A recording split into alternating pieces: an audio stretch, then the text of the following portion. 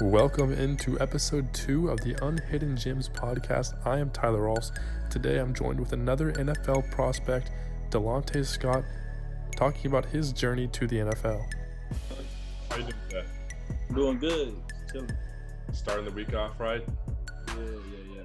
Just got finished training with my brother, so we just been chilling.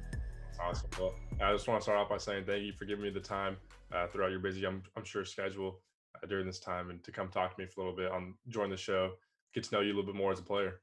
Yeah, for sure. Anytime. All right, so just starting it off with the whole craziness of the world right now, with the pandemic going on, lockdown going on. How are you able to kind of stay in shape and work out? And are you able to go to facilities, or is it kind of more at home, or what are you doing? So it's really just been more at home. My brother, my twin brother, we both been training right now for the league and stuff. And so his father-in-law is a high school coach at Mansfield, and so he got some of his waste stuff from the school, brought it to the house, and so we'll come over here every morning during the week. You know what I mean, get it in legs. We doing legs, upper body, we doing all that. So yeah, we still, you know what I mean, make sure we get it in, and you know, we've been pushing each other pretty hard. Me, my brother, and my boy Chris Biggs, who played D tackle with me at SMU. That's what's up. So you talking about your twin brother growing up. I'm sure that level of competition it's a big rivalry going back and forth. Was it more of a competition, or kind of just trying to get each other better, or a little bit of both? I say both because you know we both like we're so different. But you know, I mean, we're still brothers. Like we still, I mean, everything about us is the same, but we still have different personalities. But with the competition, like I mean, we just try to push each other every day. We try to outdo each other and everything, but we still, you know, what I mean, keep it, you know, what I mean, friendly and stuff. We don't really try to, you know, make it anything more than that, because you know, some people could compete with each other too much, and it gets more than that. So we try to keep it less physical. You know, brothers fight all the time, so you know we get it in that match all the time. Like every day we see each other, no matter what, we'll argue. Like if we were to play each other in college, like what team would win? You know, we just got different points, and you know, I mean, of course, I feel like SMU will come on top, but you know, that's my boys, so that's how I'm always gonna feel and stuff. So you know, yeah, that's just us, man. I mean, we compete at everything. We be in the weight room working out together. We're like, come on, bro, you gotta push your weight some more, bro. Like you look weak today, or you know, what I mean, we just clown each other and stuff. But yeah, man, we push each other. I mean, hard. You know, we make sure we give each other everything we got, so we can keep getting better. Go ahead. Yeah, no, that was it. Okay, that's some great built-in motivation right there to have that. Just keep pushing each other's back. And so, growing up, was football always the main sport, the favorite sport? Did you guys play other sports, and what did that look like? Me and my brother did a lot of sports. First sport we did was, if I remember correctly, it was football. We did flag football, but my mom, we weren't always able to go to practice. My mom had to work and stuff. So my uncle put us in basketball, and we played for his AAU team when we was real little at this place called OCBF, first basketball team I ever played on. We did boxing with another uncle I had. He put me and my brother in boxing when we was real young. So we played all sports, and then we got in middle school, high school, we ran track and everything. So we played whatever like was you know what I mean, available where we was growing up at and stuff, and where we was around, where our family and stuff was used to. Try to get in baseball, but when I was little, but it was just too slow for me. So I was like, oh man, I can't do this. They're trying to hit this little ball, man. It's cool, but it's not. It's too slow. Like I want to go hit somebody. I want to, you know what I mean, move or like lay somebody up or something. So For sure. was yeah. We played a lot of sports when we was little growing up. That's good. And being a 6'5", 250 giant over there as a defensive tackle, were you always that big growing up, or was there a specific time where you just kind of hit a growth spurt? Nah, I was pretty skinny. Like when I graduated high school, I was like 215. Like when I got to college, I was maybe 220, maybe.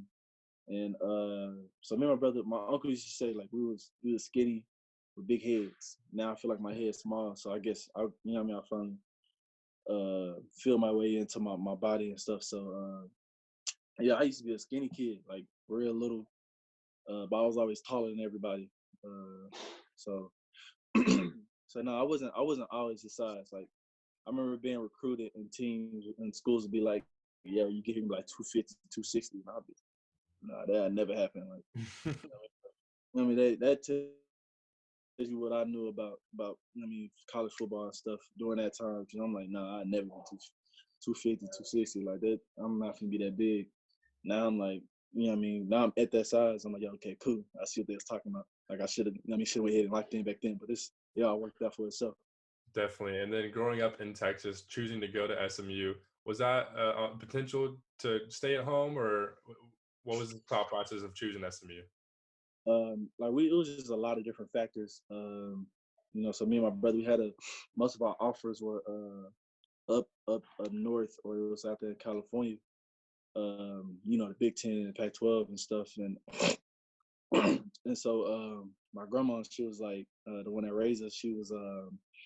She didn't really want us going off too far and stuff, and then plus my brother's having a child on the way and everything. And he wanted to be heavy in her life and everything. I mean, like he got a hit now. Like I'm sitting on her little table and stuff right now, talking to me. This real small chair, but it's straight though.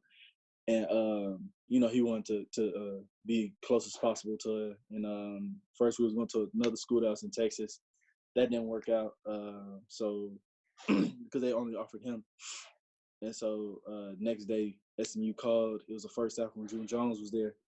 And they was like, hey man, we want y'all come up on the unofficial and stuff. So we went up there June 6th and we committed that day. Went home, and I'm like, look, I mean, it happened for a reason. My grandma just prayed for it the other day, and grandma know right sometimes. So we went ahead, trust our gut, went to SMU, and that's how we ended up there. That's awesome. And the program had a huge turnaround this year from the previous year, going from 5 to 10 wins, making a bowl game. What was kind of the driving factor behind that? We knew we had a lot of talent, and we were so hurt, like how the season went the year before. Especially my class and the class that was behind us. We wanted to end it up. we were kind of disappointed in ourselves and how we finished the season. I remember we lost to Tulsa that last game. And, coach could see it in our faces. I mean, he was upset too, and everything. Like I never forget the speech he told us. After that game and stuff. And I was like, man, like I never feel like this again. Like, I was just so hurt.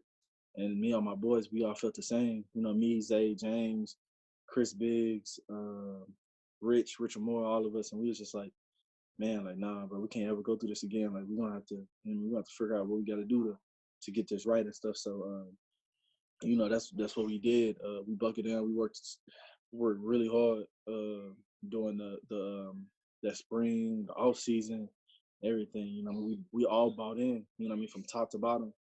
The leaders on the team, we all made sure that everybody was gonna follow suit, everything. So that's really what it was, man. We just bought in because we was just, we knew what we had and we knew what we can do, and so we was just like, man, next year, like, we just gonna give it all every game. Because for one, besides being our last year, like, we just wanted to turn everything around because, like I said, like, I knew the type of talent. We all knew the type of talent we each had, and we should just believe in each other. We brothers. I don't really call them teammates. We all call each brothers. Like, we still talk every day. We got group messages, play games and stuff together. Like, even with the quarantine stuff, you can't never keep your brothers away from each other. So that's just, we still keep in touch. So That's yeah, awesome. it was, yeah.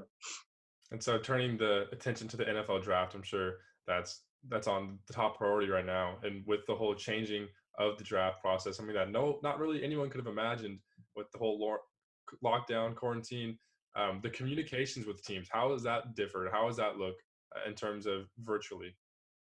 Even though we can't like go up to the facilities and stuff, teams they'll call me, be on FaceTime with teams and stuff. So it's, I know everything's still rolling and still looking good. You know what I mean? So yeah, basically that's the only way they communicate with us. There's text, call, FaceTime, just simple stuff. Yeah. Growing up, who were some of your favorite players to watch or model your game after? So I didn't play D-line when I was younger. I played like running back and receiver. So like one of my favorite players ever was Chad Ochocinco. He was Chad Johnson, then he changed his last name. and I just liked his personality and stuff. As a kid, like in Dallas, we all like real, I guess feel like animated, like rugged kids and stuff. So I mean, I felt like he like really resembled, the like the kind. Even though he's not from Dallas, he's from like Florida or something. But I really liked the way he played. You know what I mean? During that time, like I was trying to learn how to talk smack on the field and stuff. So I was like, I watch him. Cause for me, it was fun to do that, especially as a little kid. You know what I mean? Like getting on there early. Like I guess it kind of helped now. Like him, and then when I played running back, I like Adrian Peterson. That was like one of my favorite players and stuff, especially knowing he was from Texas. Yeah. The little stuff I knew about football then, like I watched the NFL a lot because my uncle, he was a huge Cowboys fan. So I also like Terrell Owens too. Just because like that's all we watch with the Cowboys every day, in Dallas, like that's Cowboy Central. You know what I mean? So yeah, I'll say Terrell Owens, Chad Ochocinco, and Adrian Peterson is like my favorite players. And anyone who's gonna go head to head and talk trash to Ray Lewis, that's someone to look up to in terms of modeling your trash talk after that. Okay, yeah. He crazy. I gotta get my mental ready for him. What about now and transitioning to defensive tackles? In your opinion, who are the best like pass rushers in the league that you like to watch? Oh well, I mean, I play edge. Like I'm an edge rusher. So right now, I mean, I watch everybody. I even watch some D tackles too. Because my last year, my coach had me play, nose, 3-tech, 4-tech, 5, and stuff. So of course, I watch Von Miller, Cleo Mack. I literally watch everybody. Like I can't even sit here and just make a list. Chandler Jones. I really try to watch dudes that I'm kind of built like. With length and size wise. Like watch dudes who use a lot of technique and stuff.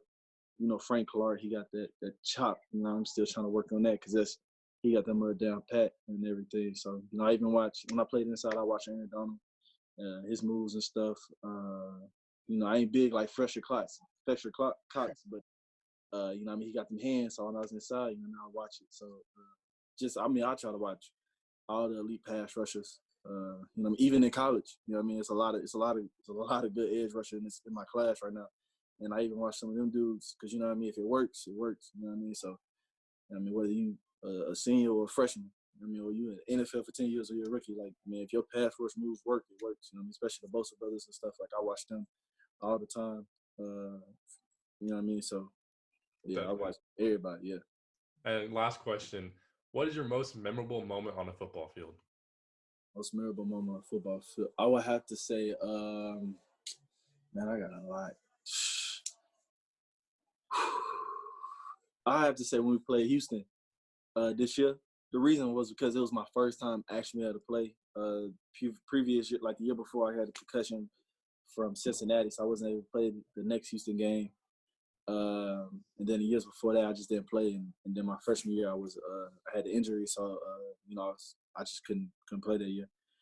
But this last game, it was just so memorable because like I had teammates from Houston, and they were like Zay, my boy Zay, like he was going off.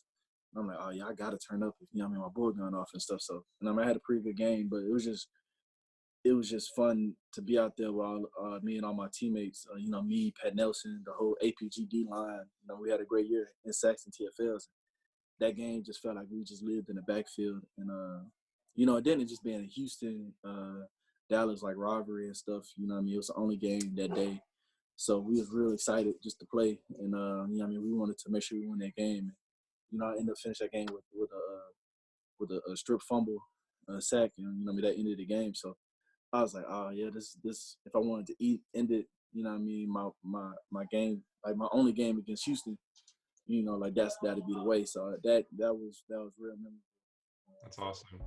Well, hey, thanks for taking the time. Like I said before, best of luck to you when it comes April 23rd through 25th with the draft. You're going to make a team happy someday, and just have a great rest of the process and stay healthy, stay safe. Yeah, appreciate it, man. Stay safe. Thank you.